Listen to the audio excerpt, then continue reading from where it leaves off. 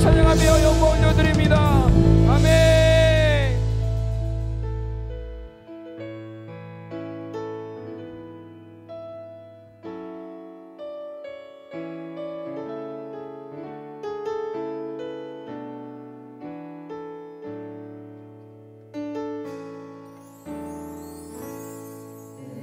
의지했던 모든 것 변해가고 억울한 마음은 커져가네.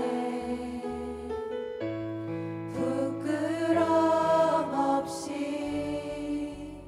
살고 싶은 마음 주님 아시네. 모든 일을 선으로 모든 일을 선으로 이겨내고 죄의 유혹을 따르지 않네. 나를 구원하신 영원한 그 사랑 그 신들은 날 붙드시네. 주어진 내 삶이 작게만 보여도 선하신 주 나를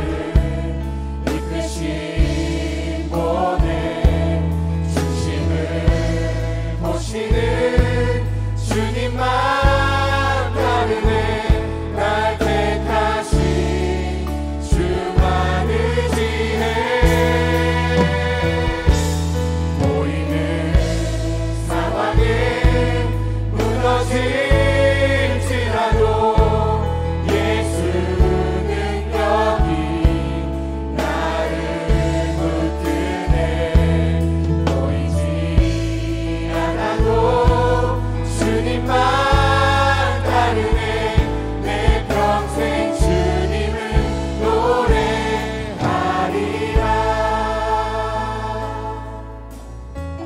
모든 일을 선으로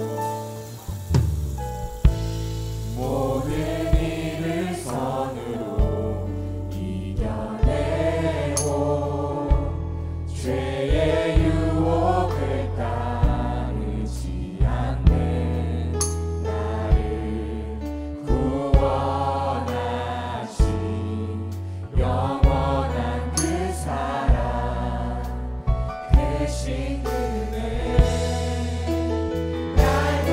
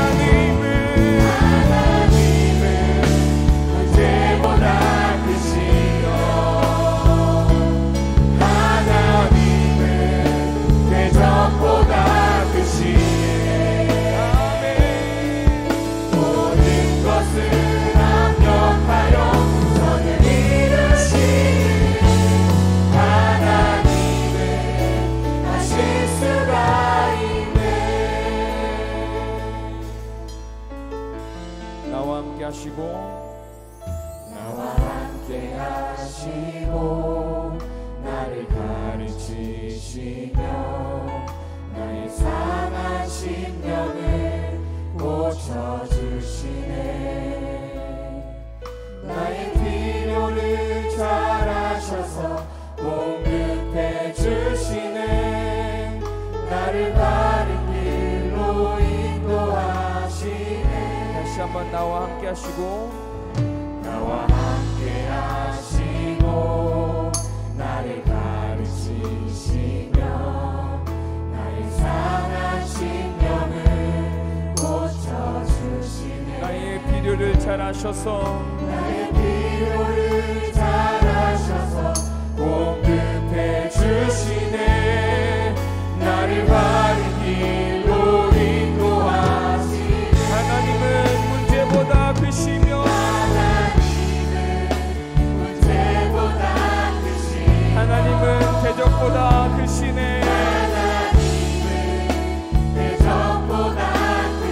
모든 것을 합력하여 선을 이루시는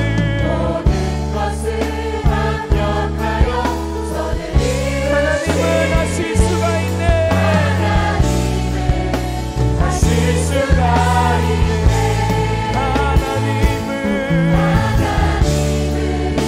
문제보다 크시며 내 하나님은 대적보다 크시네. 아멘.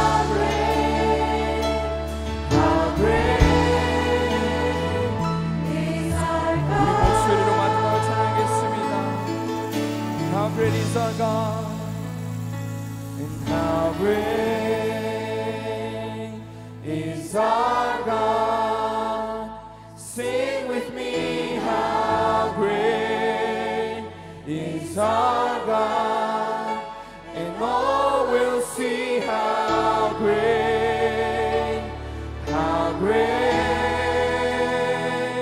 is our God.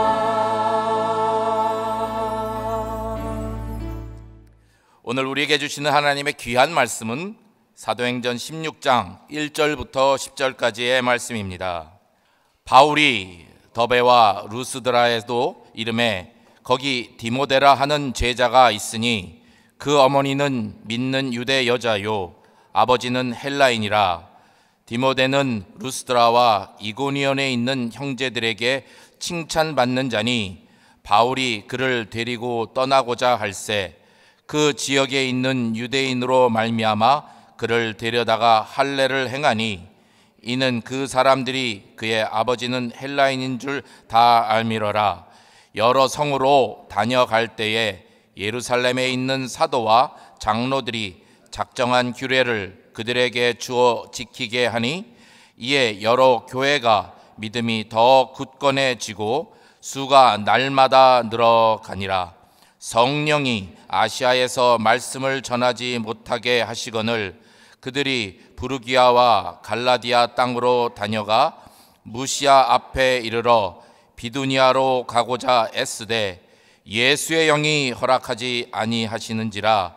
무시아를 지나 드로아로 내려갔는데 밤에 환상이 바울에게 보이니 마게도냐 사람 하나가 서서 그에게 청하여 이르되 마게도냐로 건너와서 우리를 도우라 하거늘 바울이 그 환상을 보았을 때 우리가 곧 마게도냐로 떠나기를 힘쓰니 이는 하나님이 저 사람들에게 복음을 전하라고 우리를 부르신 줄로 인정함이러라. 아멘. 자, 우리 한번 따라해 보겠습니다. 하나님 축복의 만남은 어떻게 이루어지는가? 사람의 행복과 불행에 큰 영향을 미치는 것이 만남의 축복입니다.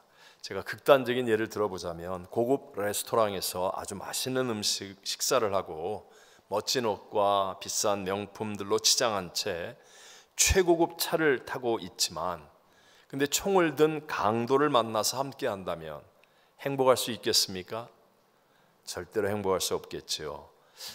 또한 성공하고 또 행복한 사람들은 자기 혼자 잘나서 그리 되는 경우도 없다는 것도 알아야 합니다. 반드시 좋은 만남을 이루었기 때문에 성공과 축복이 다가온다는 것이죠. 자, 오늘 우리가 함께 읽은 성경 본문에는요, 기독교 역사에 큰 획을 긋는 하나님 축복의 만남의 이야기가 나옵니다. 바로 바울과 디모데와의 만남입니다. 이 만남 이후에 유럽의 복음화가 이루어지는 문이 열려지고 훗날 역사학자 아놀드 토인비는 역사 연구라는 유명한 책에서 바울이 타고 간 배 한 척이 유럽의 역사를 바꾸었다라고 말할 정도로 엄청난 역사를 이루게 되어지지요. 자, 오늘 저는 하나님 축복의 만남은 어떻게 이루어지는가라는 제목을 가지고 바울과 디모데의 만남을 통해서 오늘 이 시대를 살아가고 있는 저와 여러분에게 주시는 세 가지 은혜를 함께 나누고자 합니다. 첫 번째, 포기하지 않는 믿음이어야 하나님 축복의 만남을 이룰 수 있습니다. 어떤 믿음이어야 한다고요? 포기하지 않는 믿음, 포기하지 않는 믿음. 자, 오늘 본문의 내용은요, 바울의 2차 전도 여행의 시작을 말하고 있습니다. 약 2년 전에 끝난 1차 전도 여행 때 들렸던 곳들을 다시 돌아보는 것으로 바울의 2차 전도 여행이 시작됩니다. 안디옥, 교회가 있는 안디옥을 출발한 바울은요, 1차 전도 여행의 마지막 도시였던 더베를 거쳐서 루스드라로 가게 됩니다. 자, 바울이 1차 전도 여행한 참 많은 여러 도시들이 있지만 루스드라, 바로 이 도시는요, 바울이 정말 생각하고 싶지도 않을 정도로 가고 싶지 않고 피하고 싶은 도시가 루스드라입니다. 왜냐하면 루스드라에서 1차 전도 여행 때 바울이 복음을 전할 때 인근 도시들로부터 유대인들이 흥분하여 몰려와서 바로 루스드라에서 돌로 쳐서 바울이 죽은 줄로 알고 시외에 끌어 던졌는데 기적과 같이 살아난 경험이 있는 곳이 바로 루스드라이기 때문에 그렇습니다.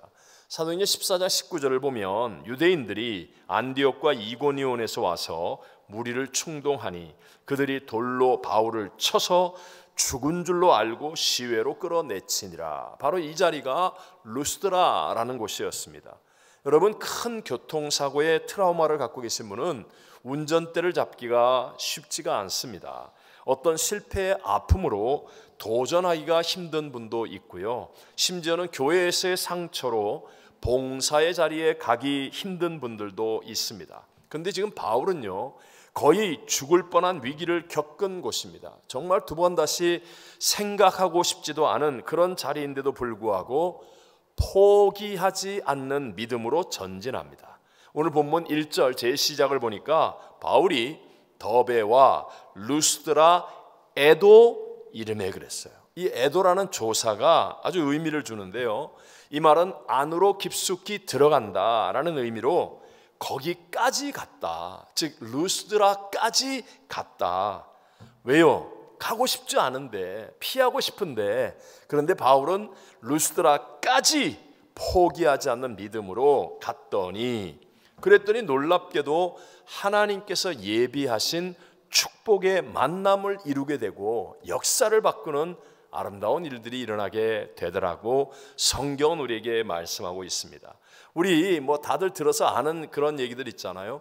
미국 서부 개척 시대에 전 재산을 팔아서 이 캘리포니아에 광산을 산 사람이 있었습니다. 그는 정말 수개월 동안에 광산을 열심히 파보았지만 그러나 아무것도 찾을 수 없게 되자 낙심하여서 금을 찾는 것을 포기하고 그 광산을 다른 사람에게 헐값에 팔았습니다.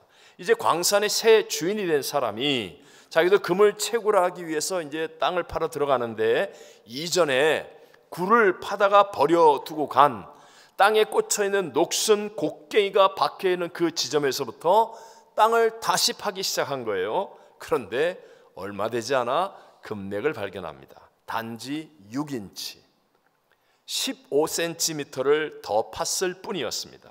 예전에 수개월 동안 죽도록 고생했던 주인도 만약에 6인치만 더 팠더라면 금을 발견할 수 있었을 텐데, 그런데 중간에 포기함으로 말미암아 실패했던 것이었습니다. 하나님은요, 사도 바울이 돌멩이에 맞아 죽을 뻔했던 그 상처의 자리 끝에 축복의 만남을 예비해 놓으셨습니다. 그래서 바울이 포기하지 않는 믿음으로 루스드라까지 갈 때 하나님이 예비한 축복의 만남을 통하여 놀라운 새 역사를 이루게 되었다는 것이죠. 자, 1절 후반절을 우리 같이 한번 읽어볼까요? 거기 디모데라 하는 제자가 있으니 그 어머니는 믿는 유대 여자요 아버지는 헬라인이라. 디모데를 향하여 제자라고 말하죠. 제자는 헬라어로 마데테스라는 말인데 마음까지 빼앗긴 사람으로 충성스러운 추종자를 의미합니다. 디모데는요, 바울을 만나기 이전에 이미 예수님을 향한 제자였다라고 성경은 말씀하고 있는 거예요. 자, 디모데는 어머니가 믿는 유대인이라고 성경은 말하죠. 아버지는 그냥 헬라인인데 아마도 일찍 별세한 것 같습니다. 그래서 디모데를 설명하는 성경들을 읽으면 알 수 있는데요, 디모데후서 1장 5절에 보면 이는 내 속에 거짓이 없는 믿음이 있음을 생각함이라. 이 믿음은 내 외조모 로이스와 내 어머니 유니게 속에 있더니 내 속에도 있는 줄을 확신하노라. 디모데가 믿음을 가진 제자가 될 수 있었던 것은 이미 외조모 로이스, 외조모 할머니, 그 다음에 어머니, 할머니 로이스와 어머니 유니게로부터 이미 믿음을 전수받아서 그래서 이렇게 제자가 이미 되어 있다라는 것을 성경은 말씀하지요. 자, 보십시오. 아마도 할머니와 어머니는요, 바울의 1차 전도 여행 때 바울이 루스드라에서 돌에 맞아서 죽게 된 것을 보았거나 알았던 분들입니다. 자, 여러분 한번 생각해 보세요. 바울이 복음을 전하다가 돌에 맞아 죽게 된 것을 루스드라에서 믿음 좋은 할머니와 어머니가 모를 수가 없잖아요. 로이스 유니게가 분명히 알고 있었는데, 그런데도 귀한 손자, 또 귀한 자식에게 이런 복음을 믿어 제자가 되게 하는 것 쉬운 일이겠습니까? 어려운 일이겠습니까? 어려운 일이라는 거예요. 우리 교회는 이런 분이 없겠지만 요즘 할머니와 어머니들 같으면 예수 믿으면 돌에 맞아 죽는데 네가 예수를 믿겠다고? 얘가 미쳤나? 아니면 예수 믿는다고 너 그렇게 고생해? 가지마, 교회 가지마, 믿지마, 이렇게 말할 수도 있는데, 그런데 디모데의 할머니 로이스, 어머니 유니게는요, 너 돌에 맞아 죽더라도 예수님을 믿어야만 해. 그런 믿음이니까 2절에 계속해서 뭐라고 그래요? 디모데는 루스드라와 이고니오에 있는 형제들에게 무엇을 받는 자니? 칭찬을 받는 자니. 이 말은 유능하다는 말이고 이미 검증받은 믿음의 제자가 되어 있다라는 말입니다. 이렇게 하나님께서 이미 예비한 디모데와의 축복의 만남이 이루어진 것은 바로 바울의 포기하지 않는 믿음 때문이었습니다. 여러분, 저와 여러분에게도 만남의 축복이 있죠. 우리의 삶의 최고의 만남의 축복은 무엇이겠습니까? 그것은 다시 오실 예수님을 만나는 것 아니겠습니까? 여러분, 오늘 저녁에 좋은 약속이 있다고 하면 약속을 기다리는 것이 당연하죠. 그런데 성경에 가장 많은 약속, 가장 중요한 약속은 예수님이 다시 온다는 것입니다. 예수님께서도 천국을 예비하고 나 있는 곳에 너희도 있게 하려 내가 너희를 다시 내게로 부르기 위해 오리라. 끊임없이 성경은 가장 많이 우리를 만나기 위해 다시 오신다라고 말씀합니다. 저는요, 이 설교 준비하다가 마라나타, 다시 오실 예수님에 대한 찬양이 끊임없이 생각났어요. 제가 이 찬양을 부를 때면 언제나 눈물이 막 나는데 어제도 막 그냥 조금 부르다가 눈물이 얼마나 나는지. 우리 주님 다시 오실 길을 만들 자, 십자가를 들고 땅 끝까지 우린 가리라. 우리 주님 하늘 영광 온 땅 덮을 때 우린 땅 끝에서 주를 맞으리. 마라나타. 여러분, 땅 끝까지 중간에 포기하지 말고 Never give up. Never. 절대로 포기하지 말고 우리 주님 만날 때까지 전진하는 믿음들 다 되시기를 주의 이름으로 축복합니다. 두 번째, 하나님 축복의 만남이 이루어지기 위해서는요, 본질을 먼저 확실히 지키고, 무엇을요? 본질을 먼저 확실히 지키고 나머지는 유연성과 수용적인 태도를 가져야 하는 겁니다. 이것이 오늘 성경이 우리에게 주는 메시지이기도 하죠. 본문의 바로 앞장 사도행전 15장에서 유대교의 율법주의의 영향을 받은 사람들이 이제 복음이 전파되며 예수를 믿게 된 이방인들을 향하여서 너희가 모세의 법대로 할례를 받지 아니하면 능히 구원을 받지 못하리라, 이렇게 가르치는 일들이 일어났어요. 그래서 예루살렘의 공의회, 아주 크고 중요한 회의로 모여서 많은 변론을 하게 된 거예요. 사도 바울도 안디옥에서부터 예루살렘까지 가서 구원을 받는 데에는 할례가 필요한 것이 아니다, 오직 예수 그리스도를 믿는 믿음, 하나님의 은혜로 구원을 받는 것이다 라고 앞장서서 변론을 하지요. 그리고 그렇게 결론을 이끌어냅니다. 지금 바울이 2차 전도 여행을 하는 목적 중에 하나도 할례에 대한 예루살렘 그 공회의 이 회의 결과, 할례라는 율법을 행함으로 구원을 받는 것이 아니라 오직 예수님을 믿음으로만 구원을 받는 것이라는 그 결정을 1차 전도 여행을 했던 그 교회와 성도들에게 전해주기 위해서 지금 이 2차 전도 여행을 하게 된 목적 중에 하나라는 거예요.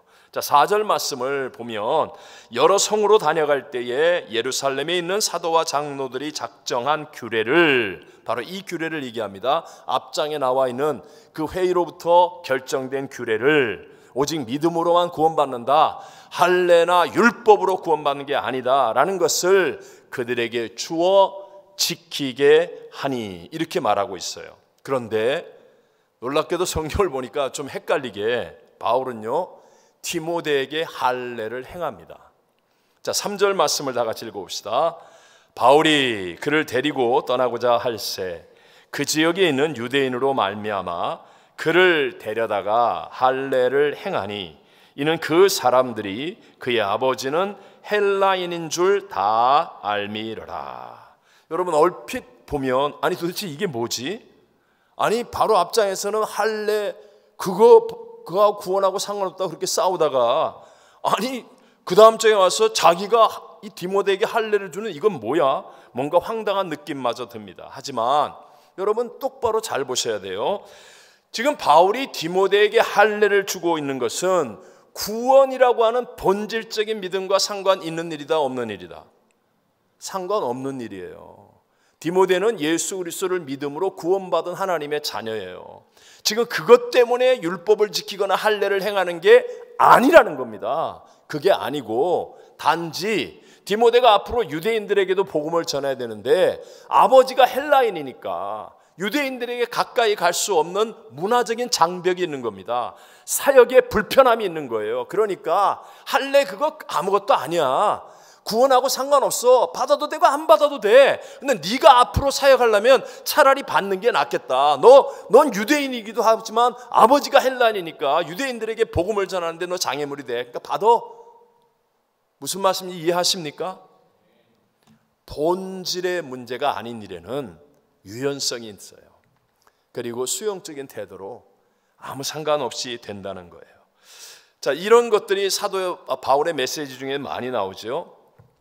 예를 들어서 바울은 유대인 중에 유대인입니다. 베냐민 지파요, 바리새인 지파요, 율법에 있어서는 누구보다도 율법을 잘 지키는 사람이에요. 그러니까 바울은 유대인을 만나면 나 유대인이야, 내가 베냐민 지파야, 나 바리새파의 사람이야 이러면서 철저하게 율법에 대해서 강조하고 말합니다. 너희보다 율법을 더 잘 지켜.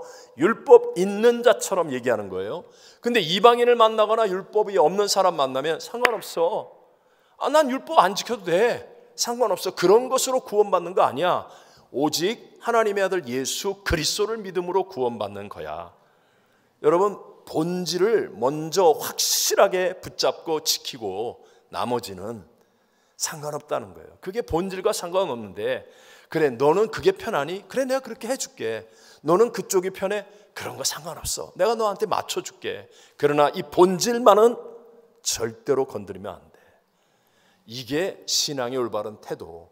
이게 바로 하나님이 예비한 축복의 만남을 이룰 수 있는 믿음의 태도라는 겁니다. 이렇게 했더니 결과가 어떻게 됩니까? 5절 말씀을 다 같이 한번 읽어보겠습니다. 예, 여러 교회가 믿음이 더 굳건해지고 수가 날마다 늘어가니라. 아멘. 우리도 마찬가지입니다. 여러분 본질에 관한 하나님의 주권, 예수님의 십자가와 부활의 복음, 말씀과 기도의 예배, 선교 이런 본질은요 먼저 확실하게 지켜야 돼요. 확실하게 지켜야 돼요. 그러나 나머지 것들은 뭐 선교를 가는데 이 사람은 교회 나온 지 얼마 안 돼서 안 돼요. 뭐 직분이 뭐가 그런 거는 유연성으로, 그런 거는 수용적인 태도로 얼마든지 해도 되고 안 해도 되고, 그런 거는 본질이 아닌 문제에 대해서는 그렇게 목숨 걸지 말고. 12월이면 예수님의 성탄절이 있지 않습니까? 여러분 처녀 마리아에게 천사가 나타나가지고 뜬금없이 보라 네가 잉태하여 아들을 낳으리니 그 이름을 예수라 하라. 지금 이 남의 얘기하니까 지금 별 감동이 없죠? 여러분에게 만약에 시집까지 하는 여러분 갑자기 이런 일이 생기거나 아니면 우리 딸한테 딸들한테 이런 일이 생긴다 난리가 나죠. 이게 보통 일입니까?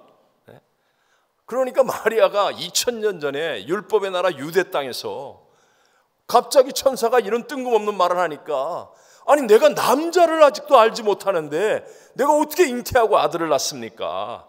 그러니까 천사가 하는 말이 되죠. 하나님의 모든 말씀은 능하지 못하심이 없느니라 그러는 거예요. 그때 여러분 마리아가 어떻게 대답합니까? 암만 그래도 그렇지 난 창피해서 안 돼요. 내가 곧 시집 갈 건데 나 내 인생 망쳐요. 내가 동네 사람한테 별의별 오해받고 욕 다 먹을 건데 난 안 돼요 못해요. 그랬으면 끝장나는 거예요. 그런데 마리아가 이렇게 얘기합니다. 다 같이 누가복음 1장 38절을 읽겠습니다. 마리아가 이르되 주의 여종이오니 말씀대로 내게 이루어지이다. 이게 뭐예요? 본질을 아는 거예요. 본질을 먼저 확실하게 붙잡고 나머지는 욕을 먹어도, 나머지는 나 머릿속으로 계산하면 너무 힘들어요. 맡기는 거예요. 나머지는 잘 모르겠어요. 그리고 순종하는 겁니다. 요셉도 마찬가지 아닙니까? 자기하고 정혼한 여자가 갑자기 배가 불러오네. 이게 웬일이야? 이게 동네 사람한테 내가 그래도 이때까지 모범적인 청년으로 살았고 꿈과 희망을 가졌는데 이게 무슨 날벼락이야. 이게 이제 큰일 났다. 그래서 점잖게 조용히 끊으려고 했는데 주의 사자가 나타나서 이 모든 일에 된 것은 주께서 선지자로 하신 말씀을 이루려 하심이라 하는 거예요. 그러니까 요셉도 주의 사자의 분부대로 행하여 그의 아내를 데려옵니다. 그리고 예수를 낳습니다. 보십시오.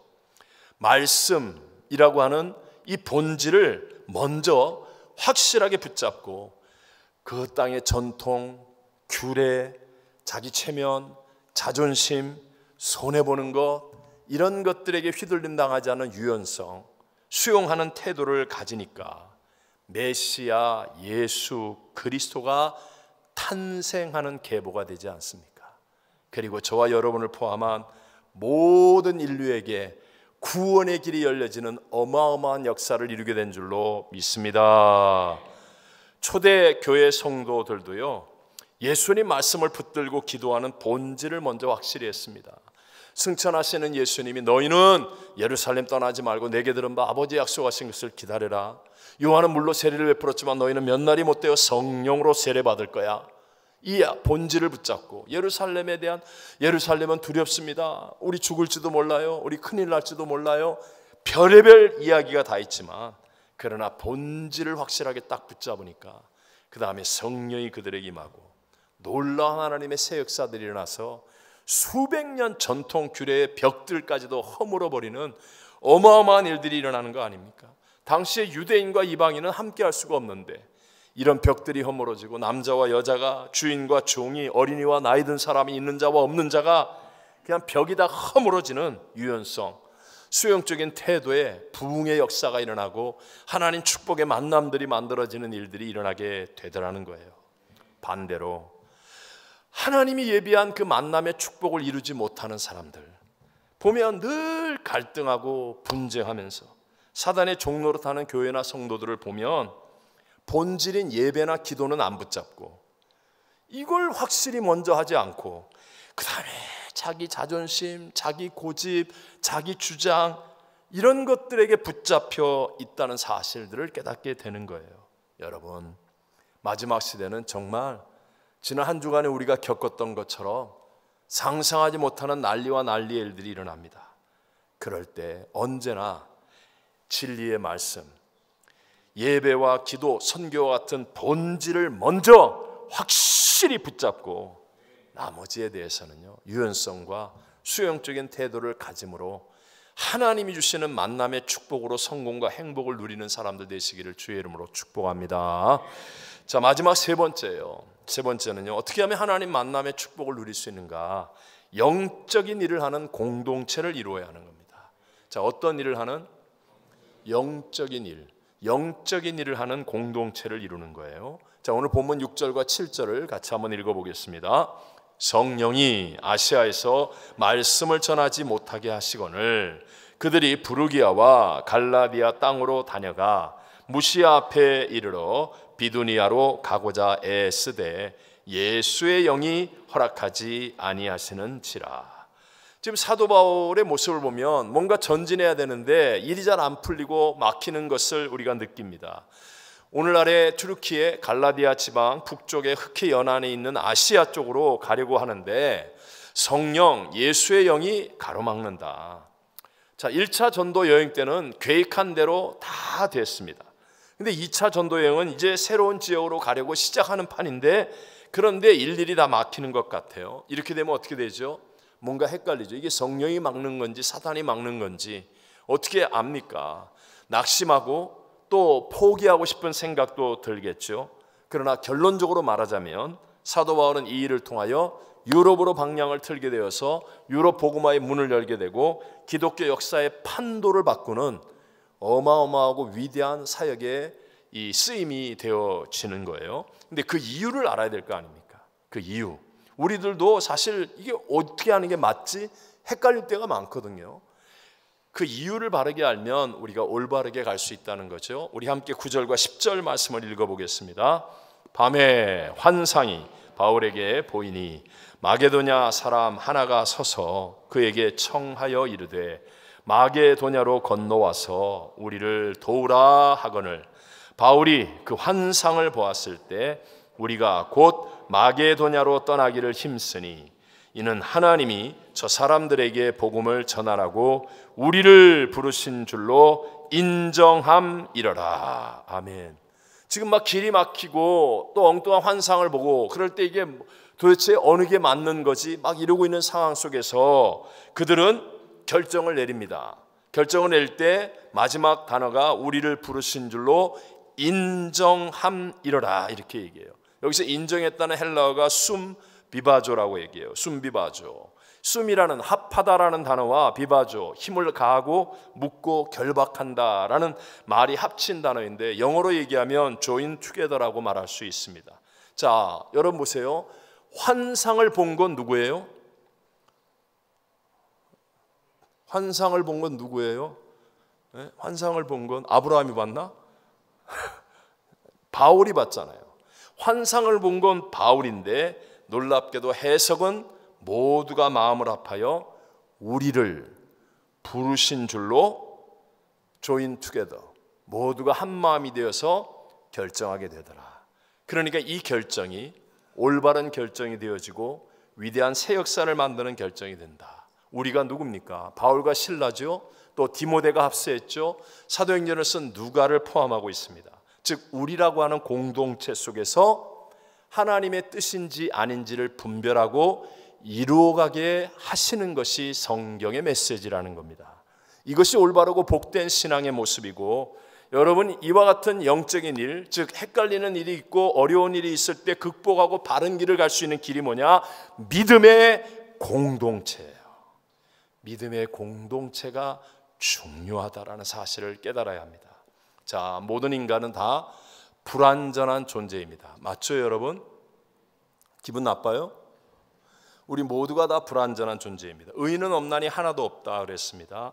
사실 여러분이 목사를 멀리서 보니까 강단 위에 저렇게 있으니까 괜찮은 것 같다. 뭐 그것도 인정 안 하는 사람이 있네. 네. 뭐 이렇게 좋게 보일지 모르지만 가까이서 봐요. 다 그놈이에요. 약함이 있고 부족함이 있고 허물도 있고 다 똑같아요. 그러니까 여러분 보세요. 나를 중심으로 나 약할 때 누가 나를 도와줄까? 나 힘들 때 누가 나를 어떻게 채워줄까? 이렇게 하면요, 가정이든 직장이든 어디든 도움도 못 받고 채움도 없고 자기의 이기심으로 말미암아 미워하고 갈등하며 문제 속에 살아갈 수밖에 없는 거예요. 이 말이 무슨 말이죠?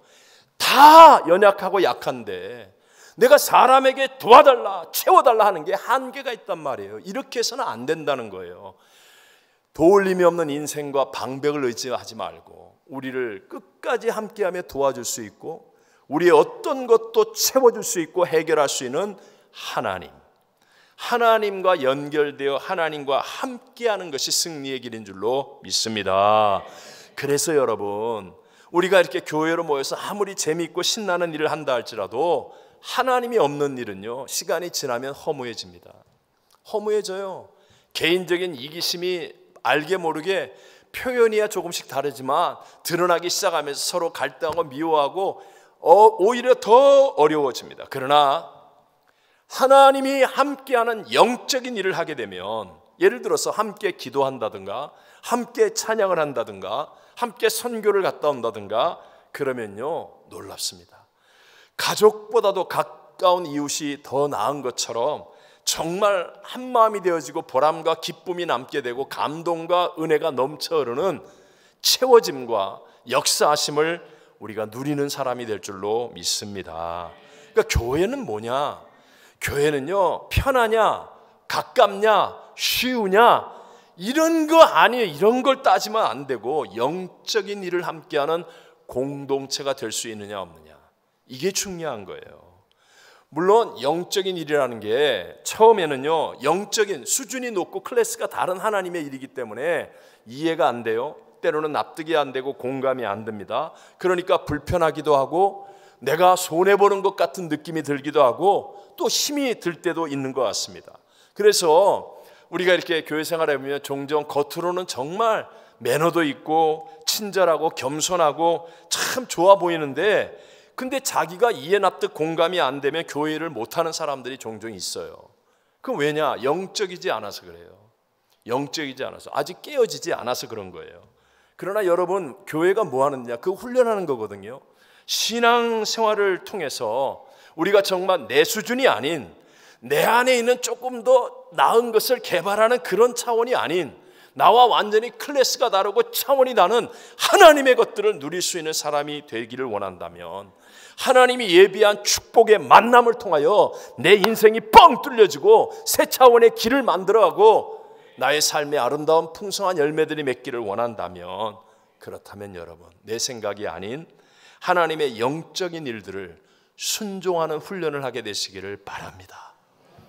그래서 처음에는 그게 나 너무 힘들어 못할 것 같아, 뭐 이런 느낌, 뭐 간증을 하든지 뭐 회장을 하든지 뭐 이 직분을 받든지 뭘 부탁을 받든지 다 그래요. 근데 해보면 되네. 내가 이렇게 했더니 와, 우리 가정이 더 좋아지네. 내가 했더니 뭐 부부 사이도 더 좋아지는 것 같아. 내가 했더니 정말 건강도 오는 것 같아. 내가 했더니, 그러면서 이게 체험적으로 쌓여가는 거예요.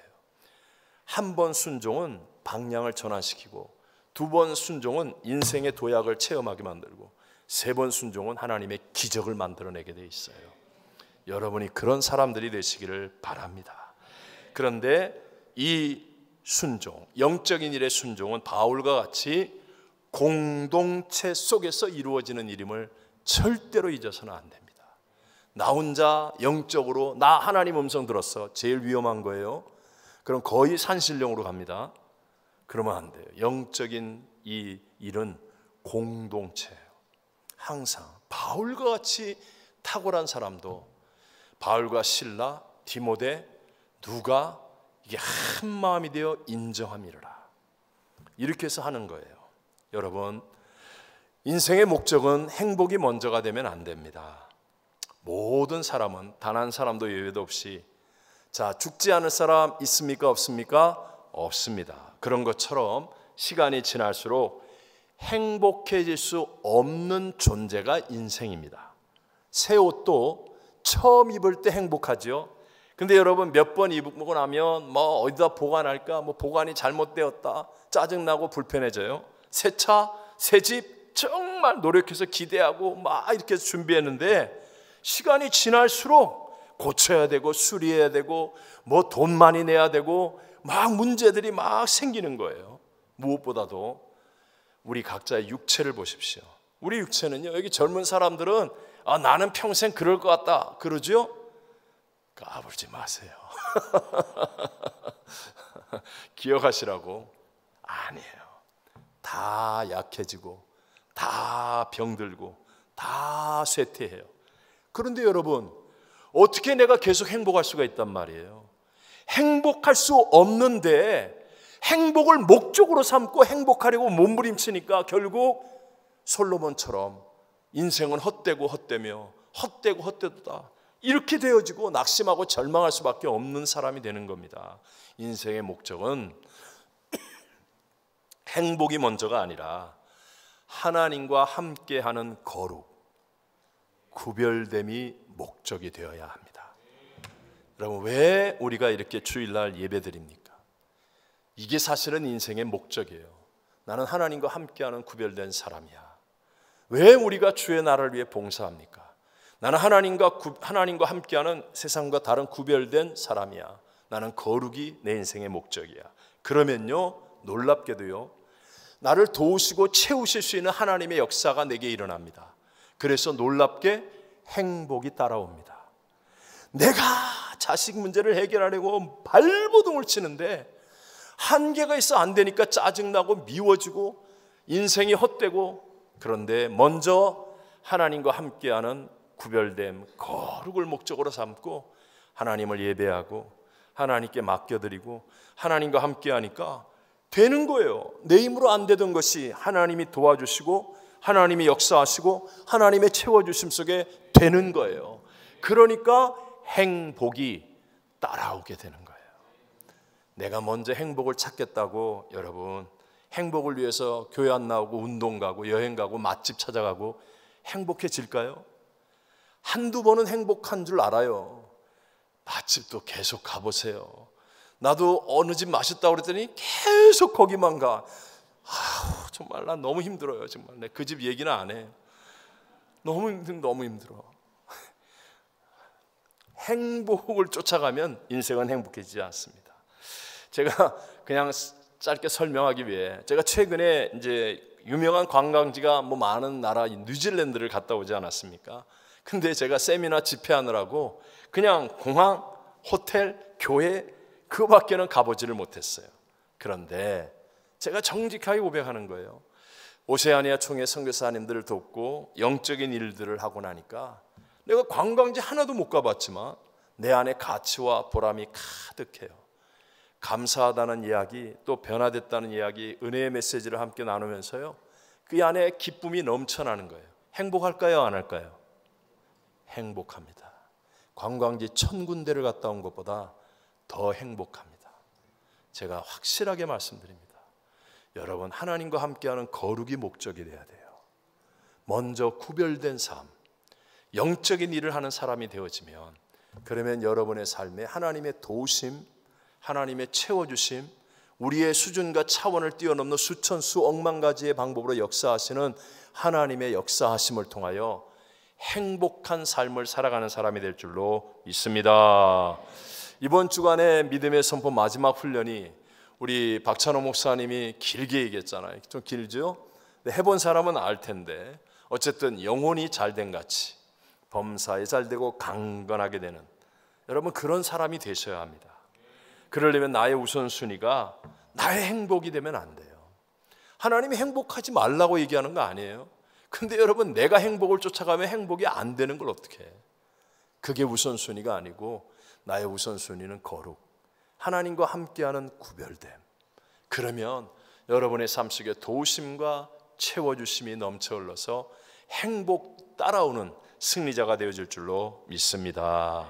오늘 저희 교회는 이 예배 후에 2025년을 위한 정기공동회를 통해서 부서와 기관들에서 새로운 많은 만남들을 아마 이루게 되지 않겠습니까? 그럴 때 우리의 만남이 바울과 디모데처럼 하나님 축복의 만남이 되어야 한다는 거예요.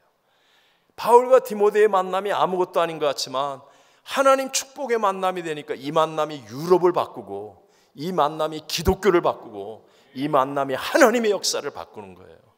우리의 만남도 하나님 안에서의 축복의 만남이 되면 지금 우리가 만나는 만남이 아무것도 아닌 것 같지만 우리 자손 가운데 정말 위대한 조용기 목사님 같은 인물도 나올 것이고, 우리 교회를 통하여 이 LA가 바뀌고 캘리포니아 바뀌고 미국이 바뀌고 세계 선교가 바뀌는 위대한 역사도 일어날 수 있을 줄로 믿습니다.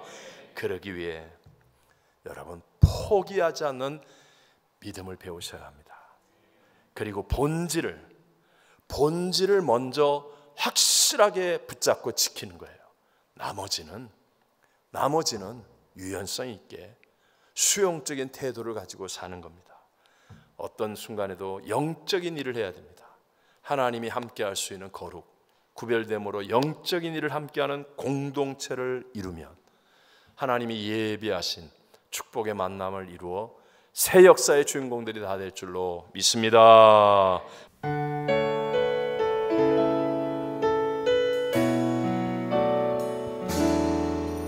고달픈 삶의 은혜도 무뎌지고 곧 사라질 것에 내 맘 두네. 헛되고 헛된 것들을 바라보며